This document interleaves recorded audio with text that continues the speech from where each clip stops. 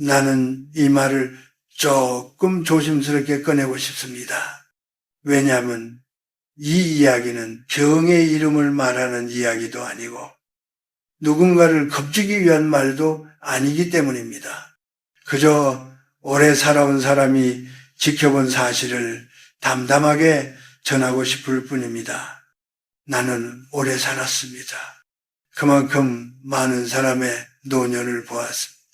젊을 때는 누구보다 부지런했고 책임감도 강했고 큰 병 없이 잘 살아온 분들이 60을 넘기며 조금씩 기운을 잃어가는 모습을 여러 번 보았습니다. 그분들은 대개 이렇게 말합니다. 이제 나이가 들어서 그렇겠죠. 하지만 나는 그 말을 항상 그대로 받아들이지는 않습니다. 나이가 든다는 것은 갑자기 무너진다는 뜻이 아닙니다. 대부분은 아주 서서히 눈에 띄지 않게 몸의 리듬이 흐트러지기 시작합니다. 잠이 예전만큼 깊지 않고 아침에 일어날 때 몸이 무겁고 이유 없이 피곤함이 남습니다. 검사를 해보아도 뚜렷한 병은 나오지 않습니다. 그래서 사람들은 그저 나이 탓으로 모든 것을 덮어버립니다. 하지만 나는 그 과정에서 한 가지 공통점을 자주 보았습니다. 그분들의 생활은 크게 달라지지 않았는데 몸은 분명히 조금씩 지쳐가고 있었습니다. 이때 나는 몸만 보아서는 이 변화를 설명할 수 없다고 느꼈습니다. 그래서 자연스럽게 그분들이 사는 공간, 특히 하루의 절반 이상을 보내는 집안을 유심히 보게 되었습니다. 집은 사람의 몸과 마음이 가장 솔직해지는 곳입니다. 밖에서는 참을 수 있는 것도 집안에서는 그대로 드러납니다. 그래서 집안의 환경은 젊을 때보다 나이가 들수록 더 큰 영향을 미칩니다. 젊을 때는 몸이 환경을 견디지만 노년에는 환경이 몸을 만들기 때문입니다. 나는 많은 경우 아주 사소해 보이는 한 가지가 계속해서 몸의 회복을 방해하고 있다는 것을 알게 되었습니다.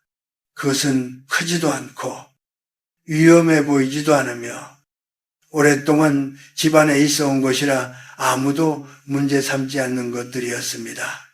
그래서 더 오래 남아 있었고 그래서 더 쉽게 영향을 미쳤습니다.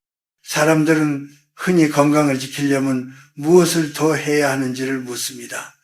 무엇을 먹어야 하는지, 어떤 운동을 해야 하는지, 어떤 약이 좋은지를 말입니다. 하지만 노년의 건강은 더하는 데서보다 덜어내는 데서 지켜지는 경우가 많습니다. 특히 60 이후에는 몸이 받아들이는 것보다 몸이 버텨야 하는 것이 훨씬 중요해집니다. 나는 이 이야기를 하며 어떤 물건의 이름을 지금 말하지 않겠습니다. 중요한 것은 그것이 무엇이냐가 아니라 그것이 당신의 몸과 마음에 어떤 상태를 만들고 있는가입니다. 집안에 있으면서 공기를 무겁게 하고 시선을 피곤하게 하고 마음을 쉬지 못하게 만드는 것, 그런 것들은 눈에 띄지 않게 하루하루를 소모시킵니다. 60을 넘기면 몸은 더 이상 억지로 버텨주지 않습니다. 불편한 환경, 답답한 공간, 쌓여 있는 것들에 대해 몸은 솔직하게 반응합니다. 그 반응이 피로로 나타나고 수면의 질로 나타나고 면역력의 저하로 조용히 이어집니다. 하지만 우리는 그 신호를 대수롭지 않게 넘기는데 너무 익숙합니다. 나는 이 이야기를 당장 무언가를 버리라고 재촉하기 위해 하지 않습니다. 다만 이제는 한 번쯤 자기 집을 자기 몸의 연장으로 바라볼 나이가 되었다는 것을 말하고 싶을 뿐입니다. 몸이 쉬려면 공간도 쉬어야 합니다. 공간이 쉬지 못하면 몸도 쉬지 못합니다. 다음 이야기에서는 왜 60 이후에 이런 익숙한 것들이 갑자기 건강에 영향을 미치기 시작하는지, 그리고 그것을 조금만 정리해도 몸의 리듬이 어떻게 달라질 수 있는지에 대해 차분히 이야기해 보려 합니다. 지금은 한 가지만 마음에 남기시면 됩니다. 노년의 건강은 갑자기 무너지는 것이 아니라 익숙한 것들에 의해 조용히 내려앉기 시작한다는 사실입니다. 사람이 60을 넘기면 몸이 달라진다는 말을 우리는 너무 쉽게 합니다. 하지만 내가 살아보니 달라지는 것은 몸만이 아닙니다. 몸이 달라지기 전에 몸이 반응하는 방식이 먼저 달라집니다. 젊을 때는 불편한 환경 속에서도 몸이 알아서 균형을 맞춥니다. 조금 무리해도 하룻밤 자고 나면은 회복이 됩니다. 그래서 우리는 집안에 무엇이 있는지, 공간이 얼마나 막혀 있는지에 대해 깊이 생각하지 않습니다. 몸이 대신 견뎌주기 때문입니다. 그러나 60 이후에는 이 질서가 바뀝니다. 몸은 더 이상 대신 견뎌주지 않습니다. 그날의 환경을 그날의 상태로 그대로 받아들입니다. 그래서 작은 차이가 곧바로 몸의 느낌으로 나타납니다. 아침에 일어날 때의 무거움, 잠을 자고도 개운하지 않은 느낌, 이유 없이 지속되는 피로가 그 신호입니다. 이때 많은 분들이 건강검진 결과를 먼저 떠올립니다. 수치는 괜찮다는데 왜 이럴까? 그 질문은 아주 자연스럽습니다. 하지만 나는 그 질문에 한 가지를 더 보태고 싶습니다. 당신의 몸이 쉬는 공간은 지금 어떤 상태입니까? 집은 사람이 가장 오래 머무는 곳입니다. 특히 노년에는 집 안에서 보내는 시간이 훨씬 길어집니다. 그래서 집안의 공기, 빛, 소리, 그리고 시야에 들어오는 것들이 몸과 마음에 직접적인 영향을 미칩니다. 젊을 때는 그 영향을 느끼지 못했을지라도 이제는 다릅니다.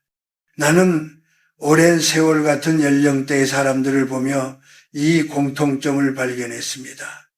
60을 넘기며 건강이 서서히 내려가는 분들 중 상당수가 집안에 오랫동안 그대로 둔 것들을 많이 가지고 있다는 점입니다. 쓰지 않지만 버리지 않은 것. 의미는 있지만 지금의 삶에는 필요하지 않은 것들 말입니다.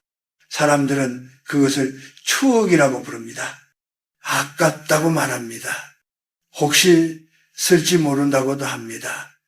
그 마음을 나는 이해합니다. 우리 세대는 쉽게 버리는 법을 배우지 못한 세대이기 때문입니다. 하지만 문제는 그 물건들이 지금의 몸에는 어떤 영향을 주고 있는가입니다. 60 이후의 몸은 아주 솔직합니다. 공간이 막히면 호흡이 답답해지고 시야가 복잡하면 마음이 쉽게 피곤해집니다. 이 피로는 단번에 아픔으로 나타나지 않습니다. 대신 서서히 회복력을 떨어뜨립니다. 잠이 얕아지고 면역력이 약해지고 작은 통증이 쉽게 오래갑니다. 나는 이것을 미신이나 풍수로 설명하고 싶지 않습니다. 이것은 아주 생활적인 이야기입니다. 사람의 몸은 공간의 상태를 매일 받아들이며 살아갑니다. 60 이후에는 그 영향이 더 이상 무시할 수 없을 만큼 분명해집니다. 특히 문제는 그 물건들이 너무 익숙하다는 점입니다. 늘 그 자리에 있었기 때문에 아무런 감정도 들지 않고 그래서 점검되지 않습니다. 그러나 몸은 익숙함과 상관없이 계속 반응합니다. 그 반응이 쌓이고 쌓여 어느 순간 예전 같지 않다는 느낌으로 돌아옵니다. 나는 이 단계에서 사람들이 자기 몸을 탓하지 않았으면 합니다. 내가 약해졌나 보다라고 생각하지 말고 내 몸이 이제는 환경에 더 민감해졌구나라고 이해해 주었으면 합니다. 이 이해는 노년의 건강을 지키는데 아주 중요한 출발점입니다. 다음 이야기에서는 왜 60 이후에 이런 익숙한 것들이 특히 건강에 영향을 미치기 시작하는지, 그리고 그것이 몸의 어느 부분부터 변화를 일으키는지에 대해 조금 더 구체적으로 이야기해 보려 합니다. 지금은 이 한 가지만 기억하시면 됩니다. 60 이후의 몸은 더 강해지기를 원하지 않는다. 그저 덜 버티고 싶어 한다는 사실을 말입니다. 60을 넘기면서 많은 사람들이 이런 말을 합니다. 큰 병은 없는데 몸이 예전 같지 않아요. 이 말 속에는 막연한 불안과 함께 설명되지 않는 답답함이 섞여 있습니다. 왜냐하면 아픈 이유가 분명하지 않기 때문입니다. 나는 이 말을 들을 때마다 한 가지를 떠올립니다. 노년의 건강은 갑자기 무너지는 경우보다 회복이 되지 않는 상태가 오래 이어지면서 서서히 내려앉는 경우가 훨씬 많다는 사실입니다. 몸이 망가졌다기보다는 몸이 쉴 틈을 잃어버린 것입니다. 젊을 때는 하루가 힘들어도 하룻밤이 그것을 어느 정도는 되돌려 주었습니다. 잠을 자고 나면 몸이 다시 움직였고 기운이 조금은 돌아왔습니다. 하지만 60 이후에는 그 회복의 폭이 눈에 띄게 줄어듭니다.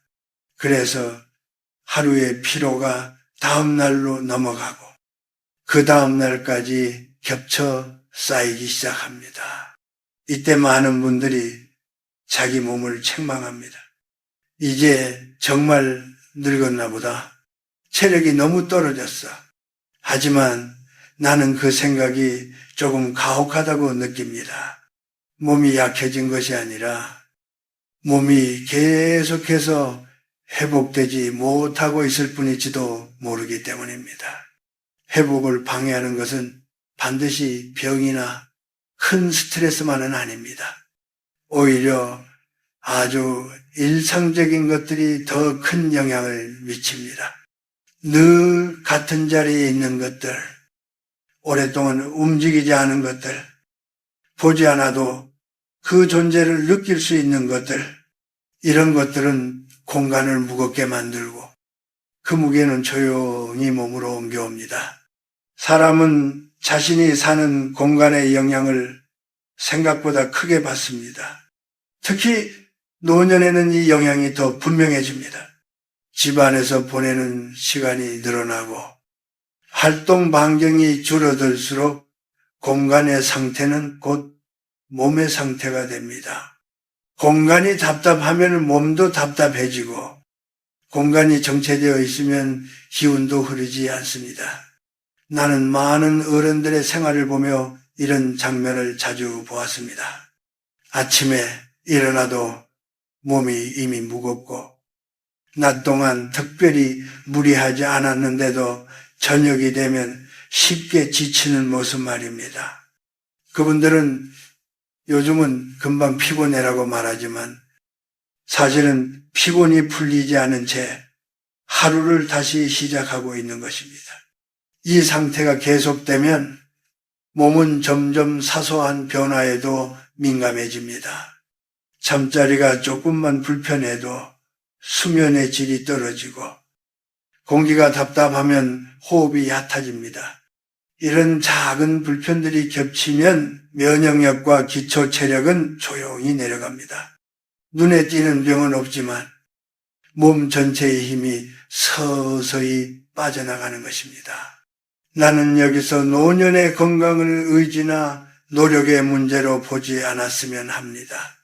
더 강해지려고 애쓰는 대신 더 이상 몸을 괴롭히지 않는 방향으로 삶을 정리해야 할 시기입니다. 그 출발점은 아주 단순합니다. 몸이 쉬는 공간이 지금의 몸에 어울리는지 살펴보는 일입니다. 60 이후의 삶은 쌓아 올리는 삶이 아니라 정리해가는 삶에 가깝습니다. 그 정리는 물건의 문제가 아니라 몸을 대하는 태도의 문제입니다. 이제는 몸이 조금 편해도 된다는 허락을 스스로에게 주는 일입니다. 다음 이야기에서는 이렇게 회복을 방해하는 익숙한 것들이 왜 특히 60 이후에 문제가 되기 시작하는지, 그리고 그것을 조금만 정리했을 때 몸의 리듬과 건강이 어떻게 달라질 수 있는지에 대해 좀 더 구체적으로 이야기해 보려 합니다. 지금은 이 한 가지만 마음에 남기시면 됩니다. 노년의 건강은 새로운 힘을 얻어서 살아나는 것이 아니라 회복을 방해하는 것을 하나씩 내려놓으면서 지켜진다는 사실입니다. 이제는 어떻게 살아야 할지를 더 말하기보다 어떻게 덜 살아야 할지를 이야기할 때라고 생각합니다. 60 이후의 삶에서는 무언가를 더 보태는 것보다 이미 곁에 있는 것들 중 무엇을 놓아줄 것인가가 건강과 직결되기 때문입니다. 나는 많은 어른들을 보며 공통된 모습을 하나 발견했습니다.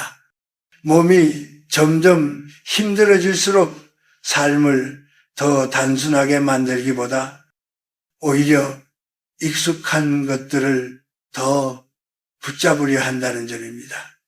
오래 쏘은 물건, 오랫동안 쌓아둔 것들, 언젠가 필요할지 모른다는 이유로 남겨둔 것들 말입니다. 그 마음을 나는 충분히 이해합니다. 그것들은 그분들의 인생과 함께 해온 시간의 조각이기 때문입니다. 하지만 60 이후의 몸은 그 시간을 그대로 짊어질 힘이 점점 줄어듭니다. 몸은 더 이상 추억의 무게와 생활의 무게를 함께 견디려 하지 않습니다. 그래서 우리는 이제 선택해야 합니다. 계속 익숙함을 지킬 것인지 아니면 지금의 몸을 먼저 돌볼 것인지 말입니다. 여기서 중요한 것은 무조건 버리라는 말이 아닙니다. 정리란 냉정함이 아니라 배려에 가깝습니다. 특히 노년의 정리는 몸을 위한 배려입니다. 이제는 이것 없이도 괜찮다는 조용한 인정이자 자기 자신에게 주는 휴식의 허락입니다. 나는 이렇게 권하고 싶습니다. 집안을 한 바퀴 천천히 걸어보십시오. 급하게 판단하지 말고 하나하나 바라보며 스스로에게 이 질문을 던져보는 것입니다. 이것이 지금의 내 몸을 편안하게 하는가? 이 질문 앞에서 망설임이 길어진다면 그것은 이미 몸에 부담이 되고 있을 가능성이 큽니다. 특히 주의해야 할 것은 시야에 오래 머무는 것들입니다. 매일같이 눈에 들어오는 물건은 생각보다 마음과 몸에 큰 영향을 줍니다.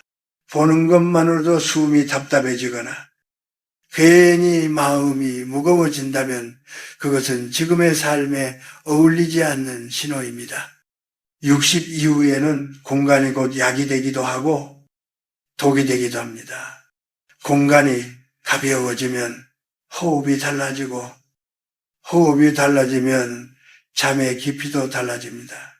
잠이 깊어지면 회복은 자연스럽게 따라옵니다.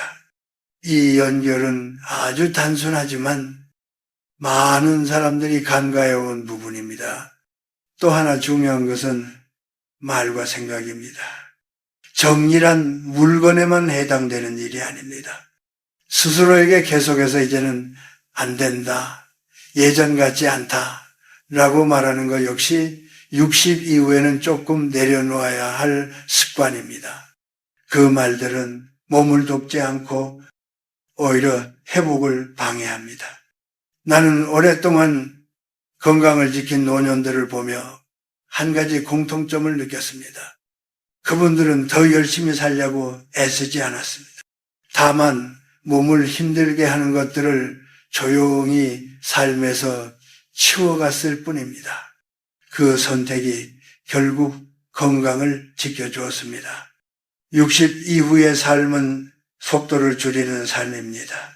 속도를 줄인다는 것은 뒤처진다는 뜻이 아니라 몸의 리듬에 귀를 기울인다는 뜻입니다. 그 리듬에 맞지 않는 것들은 아무리 익숙해도 조금씩 멀리 두는 것이 지혜입니다.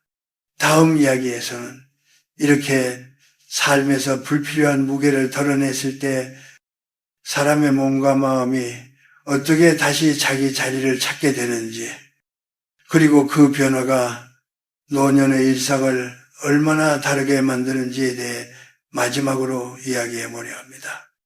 이제 이 이야기를 조용히 마무리할 시간입니다.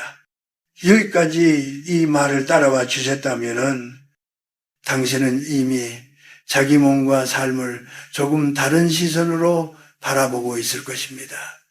나는 그 변화만으로도 이 이야기는 충분한 의미를 가졌다고 생각합니다. 60 이후의 삶에서 가장 큰 착각은 건강이 어느 날 갑자기 사라진다고 믿는 것입니다.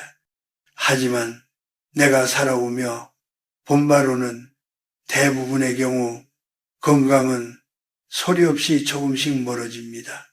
그리고 그 시작은 눈에 띄는 병이 아니라 몸이 회복되지 않는 상태가 계속되는 데서 비롯됩니다.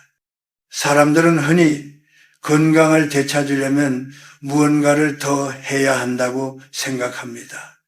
더 걷고, 더 먹고, 더 관리해야 한다고 말입니다. 물론 그것들도 중요합니다. 하지만 60 이후에는 그보다 먼저 몸이 견뎌야 할 것을 줄여주는 일이 필요합니다. 몸은 이미 충분히 애써왔기 때문입니다. 나는 오랫동안 편안하게 나이 들어간 분들을 곁에서 지켜보았습니다. 그분들은 특별한 비결을 가진 사람들이 아니었습니다. 다만 자기 몸이 보내는 신호를 무시하지 않았고 삶에서 불필요한 무게를 조금씩 내려놓았을 뿐입니다. 그 선택이 결국 건강을 지켜주었습니다. 60 이후의 건강은 강함에서 오지 않습니다. 참아내는 힘에서도 오지 않습니다. 오히려 이제는 괜찮다고 몸에게 말해줄 수 있는 여유에서 옵니다. 조금 느려도 괜찮고, 조금 비워도 괜찮고, 조금 덜 가져도 괜찮다는 인정 말입니다.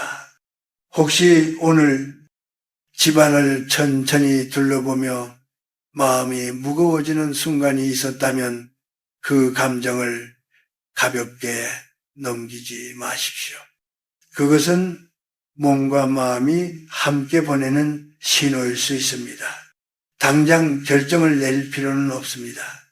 다만 그 신호를 존중해 주는 것만으로도 변화는 시작됩니다. 나는 이 이야기를 하며 특정한 물건의 이름을 끝내 말하지 않았습니다. 왜냐하면 정답은 사람마다 다르기 때문입니다. 어떤 이에게는 그것이 오래된 물건일 수 있고 어떤 이에게는 쌓아둔 습관일 수도 있으며 또 어떤 이에게는 놓지 못한 생각일 수도 있습니다. 중요한 것은 그것이 지금의 당신에게 어떤 무게로 남아 있는가입니다. 60 이후의 삶은 자기 자신을 다시 돌보는 시간입니다. 누군가를 위해 애쓰던 삶에서 이제는 자기 몸과 마음을 우선해 두는 삶으로 조금 방향을 바꿔도 되는 시기입니다. 그 선택은 이기적인 것이 아니라 오래 살아온 사람에게 허락된 권리라고 나는 생각합니다. 마지막으로 이 말을 남기고 싶습니다. 건강은 지켜내려고 애쓸수록 멀어질 때가 있고 내려놓을수록 곁으로 돌아올 때가 있다. 60 이후에는 그 차이를 몸이 먼저 알려줍니다.